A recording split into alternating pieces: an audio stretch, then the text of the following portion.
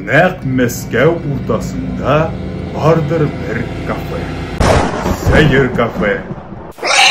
Мини-пик яши торган кафе. Мини-пик безнеңчә әйтсәк шушка дуңгыз була. 2000нче еллар башында кешеләр этләр һәм эшчеләр белән бер рәттән өйләрендә мини-пик тота башлый. Кытай календаре буенча дуңгыз елы җиткән саен бу җан иясенә сорау бермә-бер арта икән. Аларны туган көннәргә, башка бәйрәмнәргә бүләк итәләр. Аларны кочаклап фотосессия оештыралар. Мәскәүдә дуңгыз кафесы барлыгын белгәч, минем дә барып карыйсым килде. Дуслар, хәерле көн. Күптән авылда булган юк. Күптән шушка күргән юк. Әни өчен шушка турында әйтә дисәгез, баксаң, Мәскәүдә дуңгызлар яши торган кафе бар. Һәм хәзер мин шушы кафега юл тотам һәм сезгә анда нинди җан ияләр барлыгын күрсәтермен. Сәяхәт менә шундый күңелле рухта башланып киткән иде. Интернетта мини-пикларны һәрвакыт кечтеки дип күрсәтәләр. Мин барасы кафеның сайтында да алар нәни итеп күрсәтелгән. Учка сыярлык кына. Кафе ишеген ачып керсәм, мине менә шундый әзмәвердәй Феня белән Буся каршы алды. Кара төстәгесе Феня, икенчесе төрле төстәгесе Буся. Булар үсмер генә диемме соң әле, 11 ай гына икән үзләренә. Үсәсен тагын үсәчәк әле булар. Мини-пикларның төп бәласе шунда, аларның нинди булып үсеп җитүен беркем әйтә алмый. Үскәч аларны кая куярга белгән юк. Менә алар, ой. Шушкалар. Менә елмаеп тора шулай.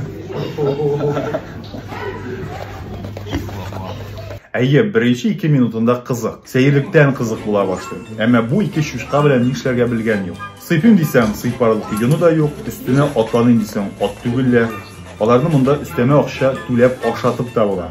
Ушыңа алма яки кишер кисәге салып бирсәң, мизгел эчендә сусалар. Ушың юп-юш булып кала. 5-10 минут дигәндә дуңгыз белән уйнап туясың.